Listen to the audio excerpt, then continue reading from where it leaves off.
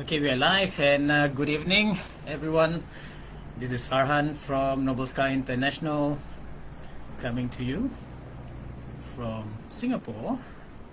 And right, so tonight's gonna be an interesting night because literally it's been more than a year since I went on live, and I wanted to share something a little bit about. I think this was just yesterday because we had an impromptu schedule to do this video series where we discuss investing strategies in US real estate. And yesterday I was actually testing out Facebook's new live feature, and I did a boo-boo. What happened was that live test, which was supposed to appear only in a closed Facebook group, actually got released on my timeline, and people started going in, and then they were actually starting to converse with me and interact with me. So that was a bit of what Singapore call it a kanchong moment, and I realized that even after clicking end live video, the video still didn't end. So well, it's something that we do. We learn something new every day, and yeah. So it's been 1 year and a half, I think, since the last time that I was on live for Noble Sky International doing topics on US real estate investing. So as some of you may be starting to tune in right now, I want to share with you a little bit about what Noble Sky does. Really what we do for a long time now, since 2014, is that we've been helping people invest in real estate in the US. And people in this context, in our case, are mostly foreigners, right? So people who are not native, who are not US citizens, but they actually have been taking advantage of investing in US real estate because it's giving very, very, very interesting returns. So this is what we've been doing for clients, especially around Asia. All right. So tonight, actually, I want to cover a topic which we get asked a lot. Okay, which is how do we get legally recognized in the US, being able to buy properties over there, right? So most of us not being there, it's a big question of how does it even work out, right? So at this stage, I'm hoping this works. I want to invite the founder of Noble Sky International, Rauf, who's actually right now, I think he has just kind of like woken up because he's based in the US and it's 9 p.m. our time, but it's 9 a.m. his time over there. Rauf, let me know if you can actually join in through this video. Okay, so in the meantime, what I'm gonna be sharing with you a little bit while get Zed, my team in the background, to actually sort this out a little bit, is that US real estate has been very, very interesting for us because if you are based in this part of the world, which is in the Asian region, there's very different varying degrees of how property market is actually performing, right? So if you were in Singapore, you will realize that Singapore market is almost red hot right now, right? Because of the supply situation in the HDB BTO, houses people may be expecting to wait maybe 5 to 7 years before your BTOs are ready. So that is actually driving the demand in the Singapore market, and prices are going up. So actually houses get snapped up very quickly once they are listed for sale. Whereas I know in some areas we've had clients who are based in Malaysia who are telling us the market in Malaysia may not be so exciting, especially in certain areas, maybe in JB, where it used to be very vibrant, where a lot of people, actually foreigners especially, coming in buying up properties, right? But because of COVID, because of some changes in the political landscape, things have taken a turn where right now there's an oversupply of properties in Malaysia, especially in the Johor region, right? So what happens is that now the market is soft. It's not commanding the type of price that it used to command, and people are actually thinking twice about investing in properties in Malaysia, right? So what is the alternative market out there? And in our case, of course, we've been dealing with US real estate for the past 7 years, since 2014, since Rauf actually founded the company. And what we are seeing right now in the US is really, really interesting times because the US is presenting very good opportunities in all senses because of these few factors. Number one, we have a situation where there is a lot more demand than supply. Okay, and that's actually really being driven by a demographical change in which we have a group of millennials. Okay, so if you were to actually look at the demographics of the the US demography, you will actually see that the millennial group is actually one of the biggest group in the US right now. And what that means is this group of people are actually entering the age of 31 and above, and that is the home buying age. When they get into home buying age means now there's a lot of people who want to buy into properties in the US, but because of the lessons learned in the year 2008, 2009, because of the subprime crisis, developers have been holding back in terms of when it came to building new properties. Okay, so that is actually causing an undersupply or a shortage of properties in the US. Alright, so right now the market in the US is really interesting. If you're tuning in again, tonight we just want to cover the very simple topic about how do you actually get set up legally in the US. That is one of the most basic questions when people have for us when they hear about buying properties in the US. Alright, so I want to try and see if I can hand this over to Rauf. Okay, see whether that works. Alright, so I'm just going to wait about 1 minute. If Rauf can't go in, I'm just going to get him to support me in the back end while I share with you a little bit of information. Okay, so in the meantime, how are you guys? Okay, if let me know, how are you guys doing? Where are you tuning in from? I see 13 of you who are on right now watching. Type in the chat, let me see, or type in the comments where you're from. Say hi, so at least I know who I'm talking to. Okay, so you can see in the chat, Ice and Rauf. Ice is also the founder of Noble Sky International. So thank you guys for supporting me in the chat through the comments. I know you guys are tuning in, and what we planned to basically get you guys on apparently it's not working right now, but it's okay. So Ice and Rauf are in Jacksonville, Florida. I think a lot of our projects, I think more than 20 properties are over there right now. Is that right, Ice? Jacksonville, Florida. why did Rauf give a question mark after Florida? Hi Linda. Okay, hi Linda from Singapore. Right. So it's 9/11 in Jacksonville, Florida. So a little bit about Ice and Rauf. They have been in the US since end of July, right? So about somewhere end of July they flew up to the US to take care of some of the projects that we have for our clients. We have client base based in mainly in the Asian region, and we have over 60 properties right now in the US that we are managing for the clients, and these properties are actually being they are being flipped, or they're being rented, or Airbnb. So of these are three main strategies which we are doing for them. Right, yes, correct. So end of July. Yeah. So they've been there. I was hoping so much that tonight we could actually get Rauf to share a little bit of where he is, the background in Jacksonville, how the houses look like. But looks like right now we may not be able to do that. So I'm just going to move on to the topic at hand, which is how do you actually get set up legally in the US.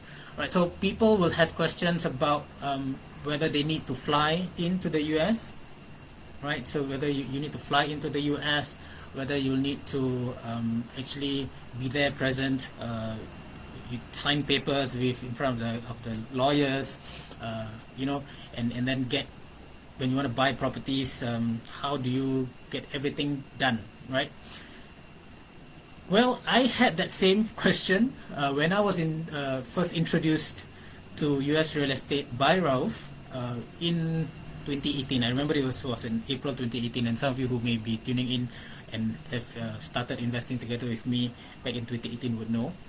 I had the same skepticism. It's like, I am here in Singapore. How am I even gonna work on buying properties in the US? How is that even gonna be possible? It doesn't make sense, and I was not gonna be able to deal with properties in the US if I was going to be in Singapore. I have a family, I have 3 kids. I don't think it would be possible for me to actually go all the way up to the US to work on properties. So this is the reality. So the reality when Rauf actually told me, and Ice is actually typing out some of the points over there in the comments, is that in the US it's as simple as registering yourself a business entity. Okay, so this whole idea of setting up a business entity is really as simple as how you do it in Singapore. You know, if you to do it like the business registry ACRA. So it's as simple as that. Go online and get yourself registered, and you do not need to be there physically at all, and that is done as simple as that. So usually that process may take anywhere between maybe 5 to 7 working days. Right. Sometimes if there was delay in the back end, whatever that may be, but it's as simple as just making an application online, and 99% of the time, if the business name that you have chosen exists, you can actually be registered.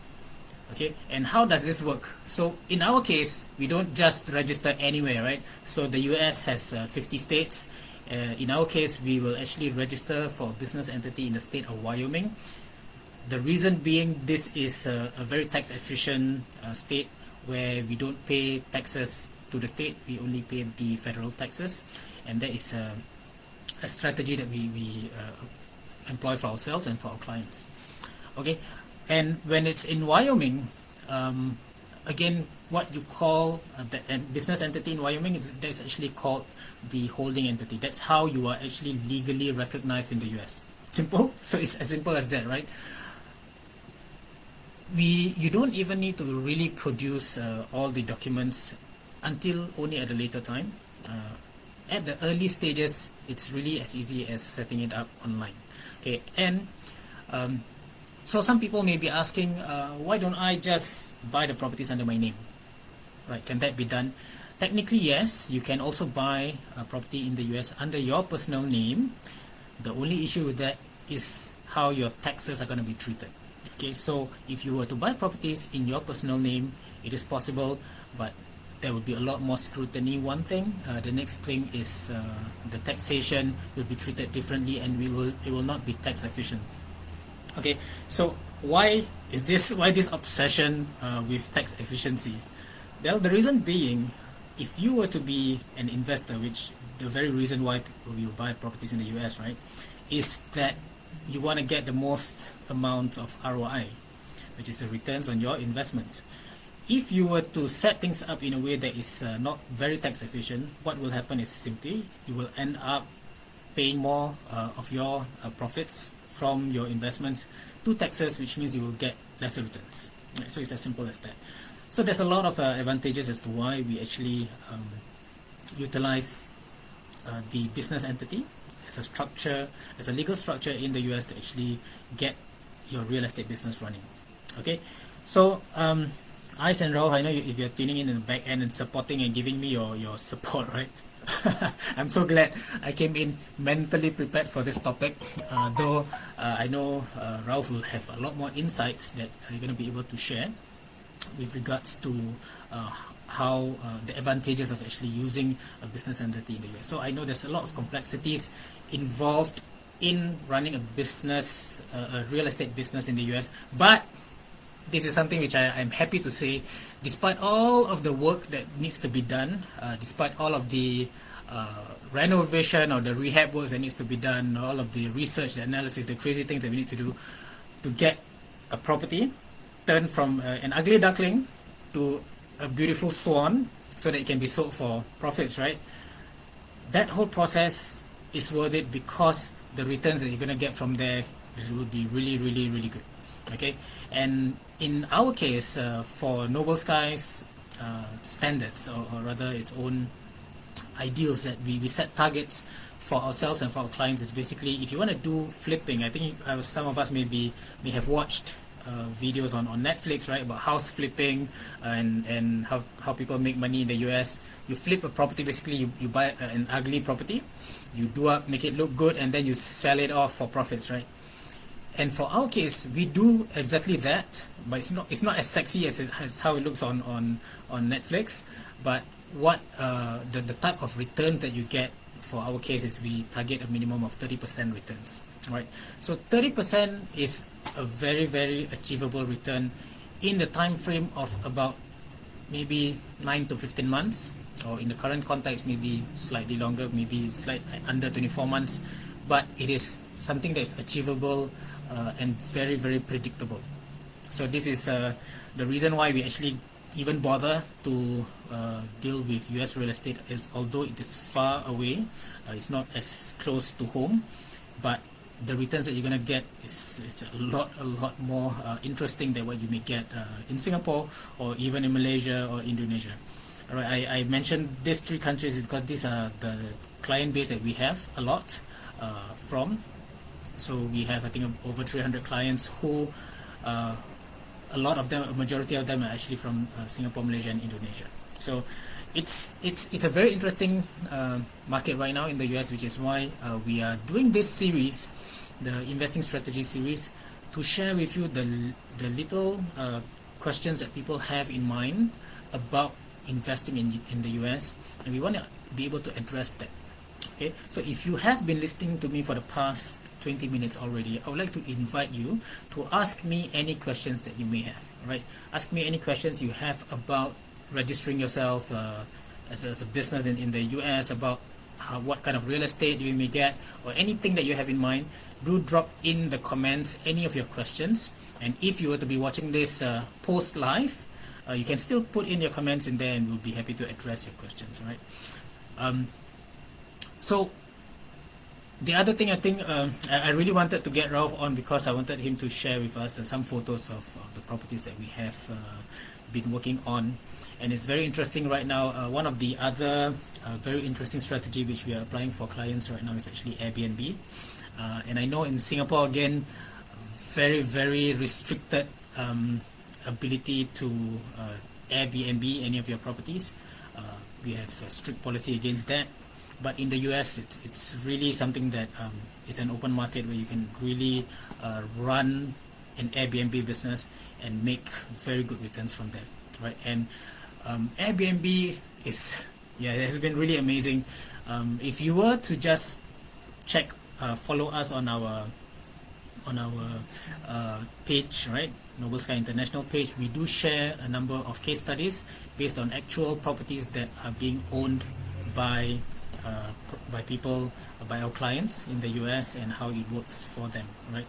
We do have a question from Hazrul. Hazrul asks a very interesting question. Is this fractional investing? In a way, you can look at it that way.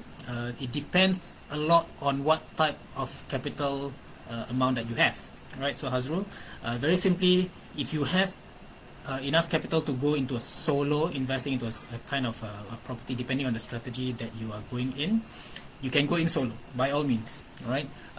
But fractional investing is something that you can do as well. We prefer to call it co-investing. So you invest with similar investors, maybe like yourself, who may be interested. You can actually also leverage on our community of investors, so they're always on the lookout for the next best property for them to invest in.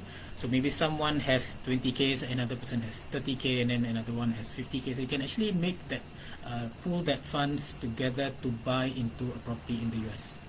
So understand that a legal structure is required for this to happen, and this is what Noble Sky does as a company to actually facilitate that process.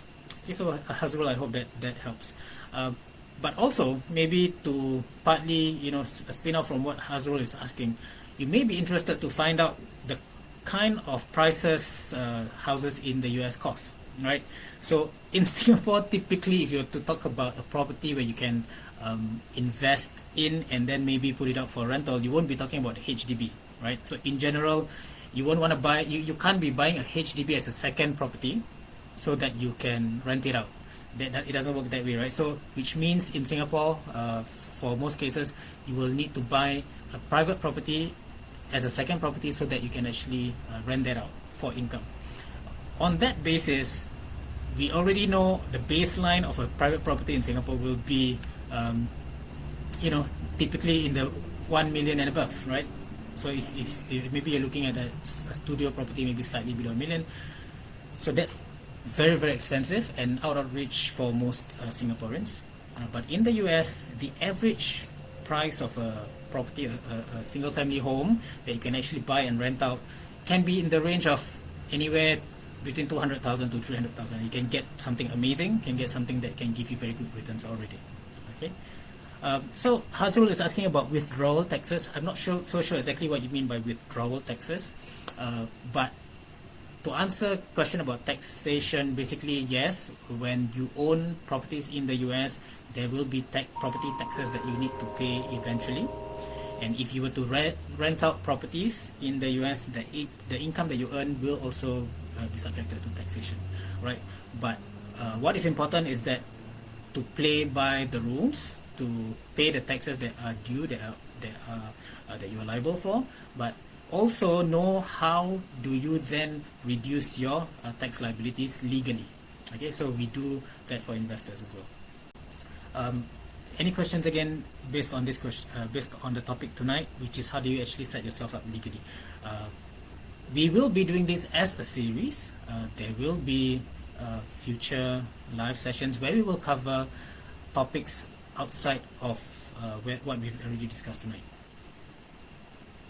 Right, Leslie has a very good question. So Leslie, how do you find properties? So there is a strategy. Of course, there's a methodology in terms of sourcing out for the right properties. When you are going to invest, you want to make sure you buy properties that are really good in terms of being able to give you the type of income that you are looking at, being able to have the ability to be sold when you want to let go of it.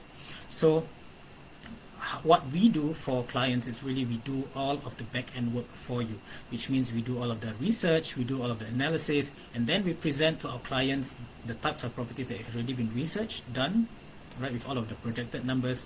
Then we show you what it looks like, and you make a decision whether that is something that you want to look at. Okay, can we evict tenant that is common? Leslie, good question as well. So local laws, I believe you're talking about US laws. That is right. So on a contractual basis, we do have the right to evict tenants, right?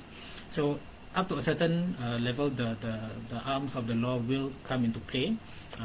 Eventually, if need be, we may, actually get the local sheriffs to actually come down to the unit to actually force an eviction. Okay, but of course, this has to be done by following the local laws that apply, for sure. Then, to answer that question as well, Leslie, right? So that forms part of research. So you don't want to be buying a rental property. Okay, you don't want to be buying a rental property in an area where you may have problematic tenants.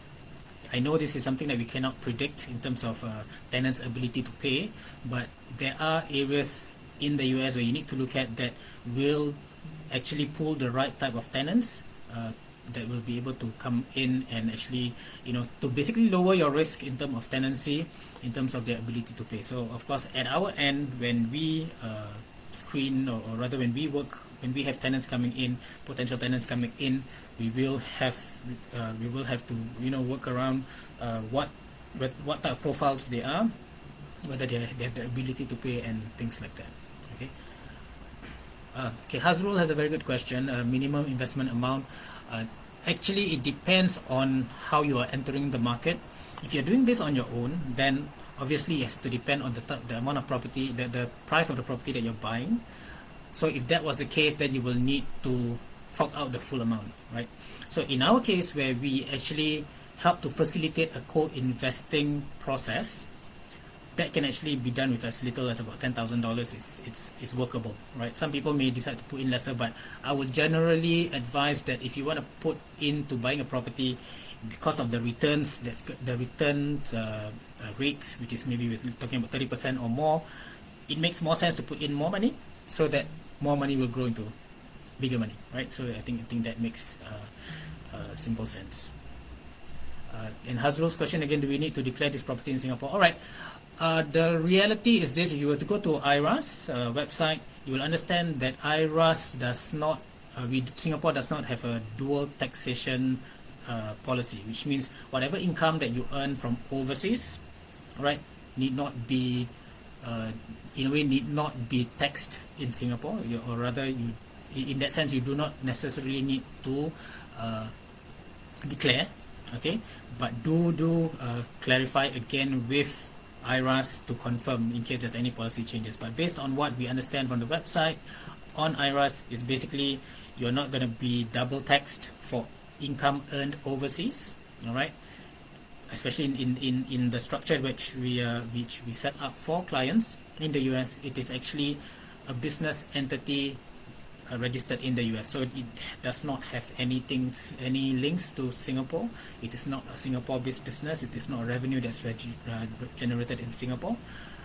So yeah, I hope that answers it. You don't really need to declare that income per se, but please, again, don't take my word for it. Go ahead and double check with IRAS and get your anything that you need to clear through IRAS. Yeah. All right, great questions. Thanks, guys, so much for all of your participation as well as the questions you may have. Again, Rauf, I'm so happy that you are actually helping me in the back end, answering some of the questions. You guys have the privilege of actually having Rauf right now. I know it's early morning.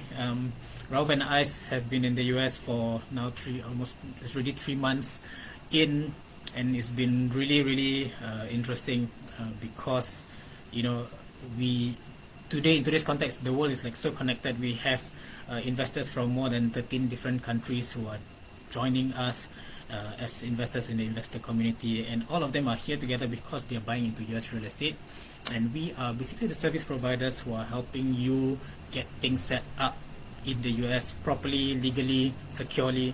And you know, I think it's really interesting. I shared in the comment as well, we do have an upcoming webinar that we hold in a month. We do it a few times. How and why we do it is basically we want to share this opportunity of investing in US real estate to as many people as possible. Because personally, for me, in 2018, when I first found out about it, and I got a taste of what the kind of returns that US real estate can bring, and how it is a lot more affordable than the Singapore market, you know, my views of real estate changed totally. I know there's a lot of strategies even in Singapore, you know, how you can buy properties undervalued, how you can buy properties at good prices, but frankly, nothing beats buying a property in the US, because the price differences in terms of the kind of discounts that you're going to get in the US, it's yeah, you just can't compare, right? So to just give you an idea, a sneak peek, I know some of you may be wondering what am I talking about. Basically, in the US, if you're buying properties, you can go as low as 70-80% discounts. Okay, I repeat that, 70 to 80% discounts, and you buy property at that lower price, and you're gonna make very healthy returns. Hazrul, question about do you only do US properties? Yes, we do US properties because of why it's how simple it is for a foreigner to enter. We are very familiar with shareable assets that invest in UK's properties. We know that in general, the type of returns that are promised in shareable assets is about 8% to 9%, the portfolio of properties over there. So that is very good returns already. It's considered high returns, but frankly, the US, based on how we do our investments in the US, gives a lot more interesting returns than 8 to 9%. Right. Okay.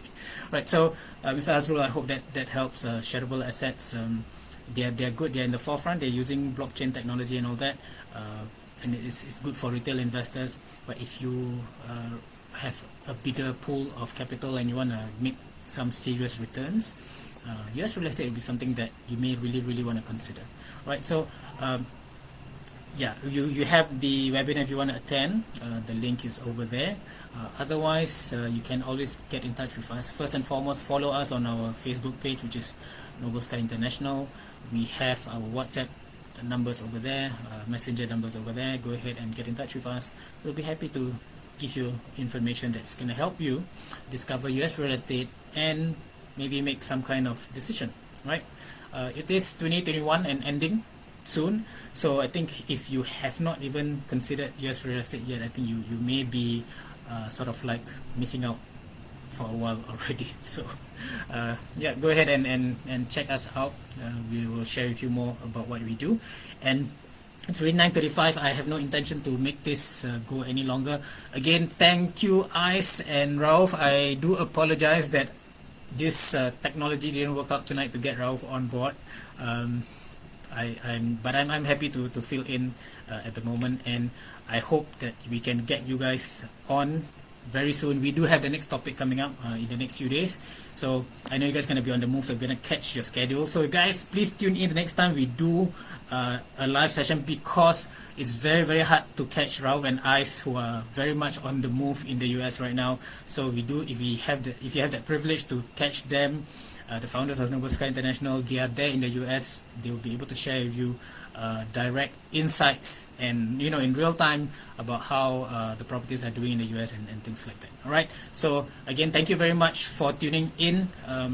It's a beautiful Wednesday night. Tomorrow is a public holiday, so maybe some of you want to go out and have fun, go makan, supper, or night cycling. I know it's getting very popular these days. Go ahead, enjoy yourself, stay safe, and I'll catch you guys really soon. All right. Say goodbye.